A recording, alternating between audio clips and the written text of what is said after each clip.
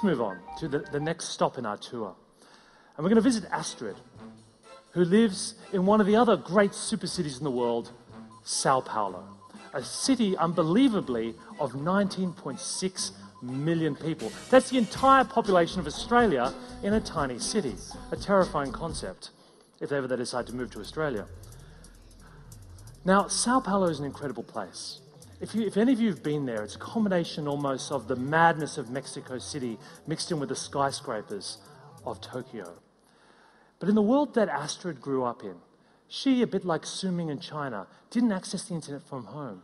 In fact, she grew up in a favela. And in the favela, there were actually dozens of what they called LAN houses, or cyber cafes. A lot of these cyber cafes started because the Brazilian government had a program to not give away computers, but lease them out very cheaply per month.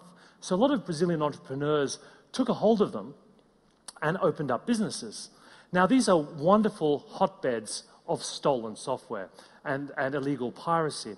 In fact, the one I went into in a favela recently, a couple of weeks ago in Brazil, the guy had a red hot button under the desk. And what they did, they had a system. There was a spotter outside, and someone would yell out, "Cops!" And the guy would hit the red button, and all the screens would change to something boring in the cafe. They should bring that into offices at work, you know, when someone's got Facebook in Norway. It's like someone should be able to hit a red button, and everyone goes like back to like a Norwegian website. But it's an incredible site.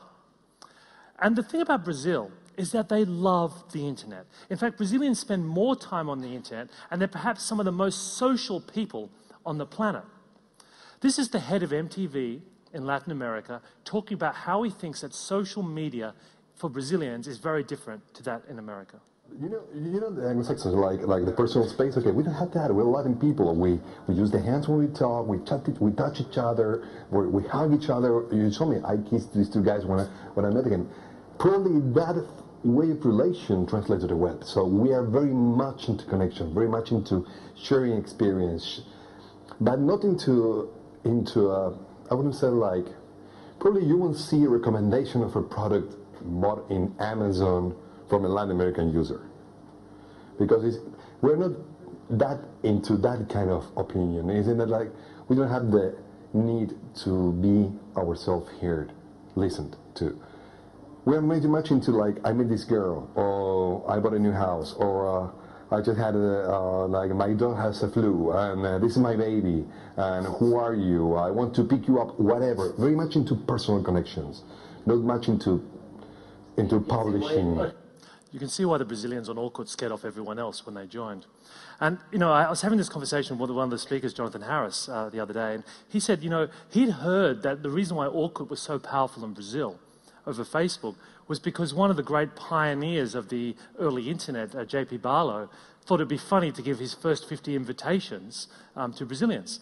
So I thought, that's a good story. So I dug up the original video on YouTube, and I'll show that to you in a minute. So you can see Orkut, the #1 Facebooking website, totally dominating the traffic is Brazil and India, you know. And in this, it's something like 90% penetration in these countries versus Facebook. This is J.P. Barlow talking about why Orkut really took off in Brazil. I had a young friend who worked for Google who was experimenting with social software. He was going to start up a social software site. And he gave out 100 invitations to 100 people who were all Silicon Valley nerds. And he gave them each 100 invitations. I sent all of mine to Brazil as an experiment because I felt like...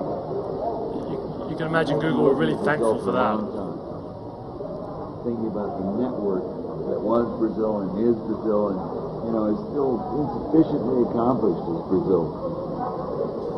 Everything is wired in here. This is a small country, Brazil, with all of its millions of people. It's small because everybody knows everybody, and they know everybody's secrets, and they know the whole deal, right? It's a very networked society. I'll stop before he gets on to the stranger parts of his story. But Brazil is a strange and magical place. And it's not every culture that you can imagine where they hire a former musician to be the Minister of Culture. But that's Gilberto Gil, whose music you hear playing behind me. He was a real free culture advocate. And one of the most powerful things he did to bridge the digital divide in Brazil was to set up cultural centers across the whole country where he put in scanners, studios, free open source PCs to let the people of Brazil, even like 5 years ago, create their own culture. And this is one of those digital centers behind me. And you can see here, like they arm them with digital technology. And in many ways, this is exactly the kinds of forward thinking that you're seeing in other BRIC countries as well, as they try to get their rising middle class to join the internet. Of course, there's always a dark side. And one of the strangest and most terrifying phenomena now in Sao Paulo is what they call virtual kidnappings. And it works like this. You get a phone call in the middle of the night saying, "We've kidnapped your parents. And if you don't come in 2 hours with money, we'll kill them." And you try and call them, you can't reach them, you panic. And if you turn up with the money, they kidnap you. Because the truth is they don't have your parents. The people making the phone call are in jail. They use remote-controlled helicopters to fly mobile phones into prisons, from where the inmates randomly dial numbers and do virtual hijackings. It's an example of when you're desperate for money, just how innovative you can be with using new technologies. So let's leave Brazil and Astrid and visit the last person on our tour, Suresh. Suresh lives in another of the world's super cities, Mumbai, population 14.7 million people. And it's an extraordinary place because you might not find an ATM anywhere in Mumbai, but on every street corner you'll find a mobile phone recharge center. In fact, almost more people were added to mobile phone subscriptions in India recently than the entire mobile subscription base in the United Kingdom, every single month. Phones are used for everything, and in fact the calling costs are so cheap in SMS. The SMS has evolved as an entire, almost email-like service. You can buy movie tickets, you can watch TV shows, you can increasingly drive, as the 3G auctions have now taken place, the internet in those countries. Even if the people like Suresh who don't have internet at home, there's a whole network of internet cafes which they can use. And really the key to that is pricing. When you look at the world's calling costs, India is at the very bottom, on average about 2 cents US per minute, and SMS is even cheaper.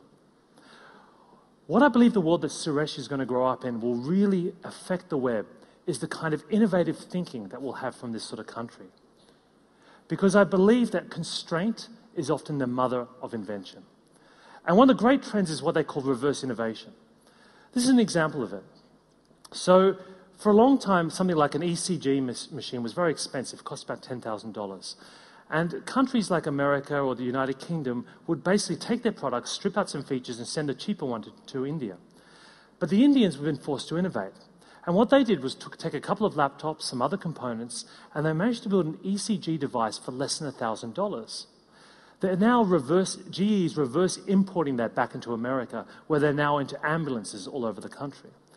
So whether it's the $2,000 car, or the $10 laptop, or the microcredit system, the fact is we're going to see more out of India, which changes the way that we think about the production costs of technology.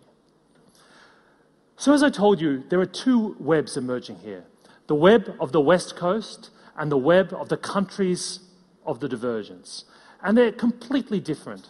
Whereas in the West Coast, we think about premium or freemium. We think in the world of the Divergence about free and cheap. We worry about the individual and rights of privacy in America. But in the Divergence, we think about the community and the collective. Even though we talk in America about the mobile phone revolution, what they're really talking about is PC plus mobile, your iPhone connected to your MacBook. But there are many people in the countries of Brazil, Russia, India, and China who've never owned a computer, who've only ever accessed the internet from their mobile phones. It's information in the West, but entertainment in the world of the Divergence. And finally, we think about global platforms like Facebook and Twitter. But in truth, it's the local platforms or the local adoption of those platforms that has power in the Divergence. So my second theme then was 4 kids. And the children of the Divergence, there is no doubt they've grown up in a very different digital world to the children of the West. As they grow in numbers and influence, they will reshape globally what it means to be online.